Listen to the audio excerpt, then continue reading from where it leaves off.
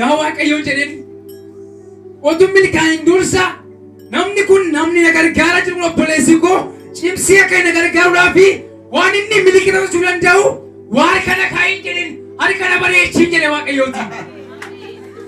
Haleluuyaa. Yesuus bara baraan gooftaadha. Hin dandeessaa kana bareechiin jedheen.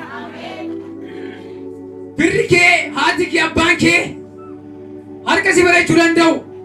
Harki isaan si bareechan guyyaa tokkoof tu danda'a guyyaa lamaaf tu danda'a. Inni duree bulee si gala. Waaqayyo garuu bara baraan akka si bareecha. Maqaan Waaqayyo bara baraan kan kabajame haa ta'u. Achiin booddee akkuma akka jedheen Waaqayyo gaafa chaalenjii kana fidee naa raawwatee kana bareechee kana badhaasu eeggadda karaa teelegiraabiin hin argeefi lamaan argeefi Biraazilii qofa. Kunoo kana booddee kana naa gammadiin jedheen homaa rakkina qabu jedhee Waaqayyo bagalatu atillee kadhannaa keetti cimsi itti jabaadhu motiveeshinatti qabdu ammallee kan kana caalu haa ta'u jedhee maqaan Waaqayyo kan kabajame haa ta'u. Kanumaan asirratti yoon xumurre nagaa kana tokko nan fudhaa tokko immoo raajii badhaasuun barbaada. Amee.